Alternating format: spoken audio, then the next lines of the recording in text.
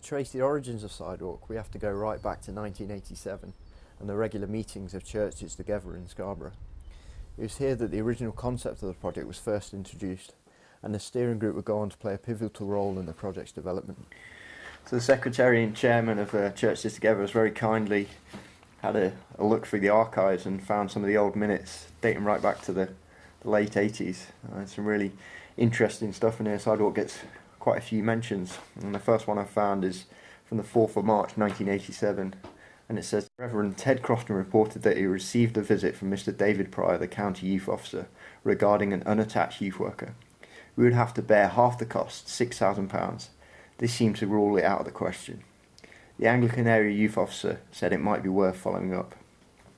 So that's the first ever entry for Sidewalk, and it sounds like there was a bit of tension as to whether it would ever happen, as whether it was a feasible idea, particularly with the cost involved.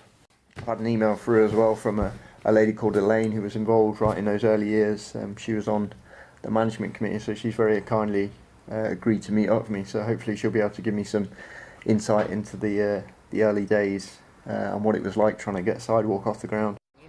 And then I don't quite know how where this came from aside, but what it was just a detached youth worker, that's what it was called, obviously not what it is, the project.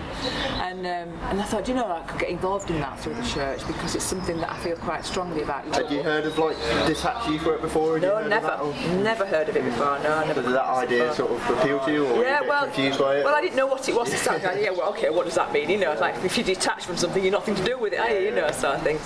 But the idea was, in my mind, it was for the worker, whoever it was, to move alongside these people wherever they're at, with no agenda, you're not trying to save them from the world or anything else, just to befriend them, to be there, know that they can come to you if you need them. And I don't know whether that's still the way, but that's kind of that was how I perceived it, really. Elaine and another member of the management committee, Barry Petterson, spent a great deal of time in those early days raising awareness of the project. Visiting local churches and community groups, they were given the challenging task of communicating the vision for a detached youth worker. We got enough funding for 2 years originally.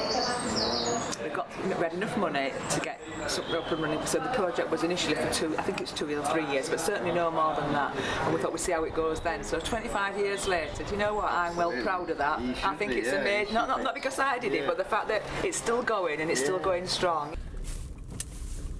So I'm just making my way down to meet Ted Crofton after a bit of detective work. I've managed to track him down, and it was Ted who really had the original idea behind Sidewalk, and it was really him who in many ways pushed it and followed it through, so it'd be really interesting to hear what his thoughts were behind those early days and what he was hoping to achieve with Sidewalk. What was your first memory of it starting? Well, my first memory of it is two things really.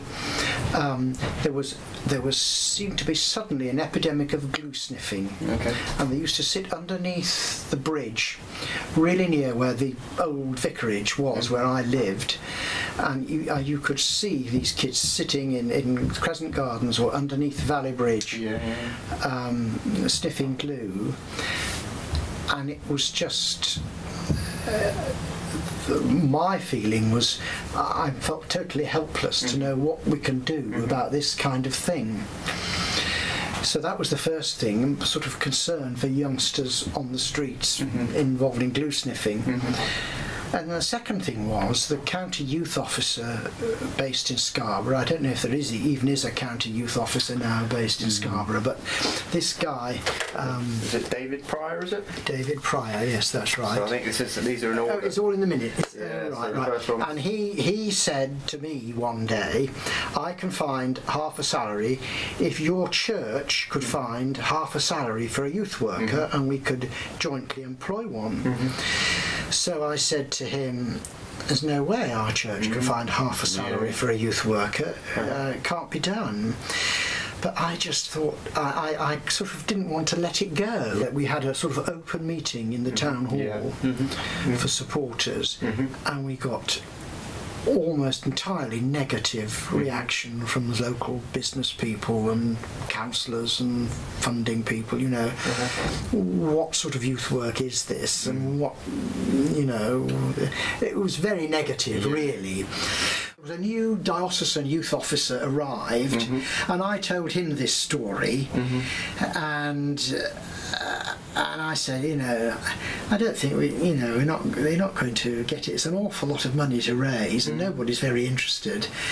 Oh, he said, of course you can, we'll do this, we'll do that, we'll do the other, and I'll give you a hand, and so he gave a lot of personal support. This is the park where Ted saw some people. Vicarage is literally overlooking it, so this was one of the things that's really triggered Ted's idea to follow Sidewalk through.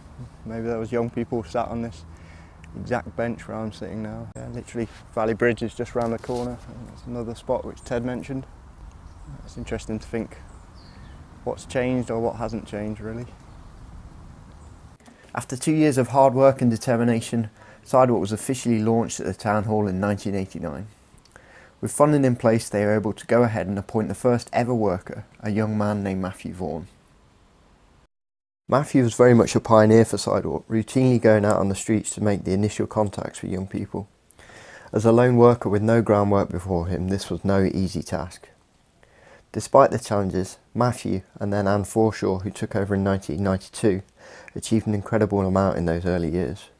From supporting local homeless young people to find accommodation, to establishing a football group of young men from the Old Town, they very much laid the foundations for Sidewalk in the community and began to establish the trust of young people who had previously had little or no contact with other services.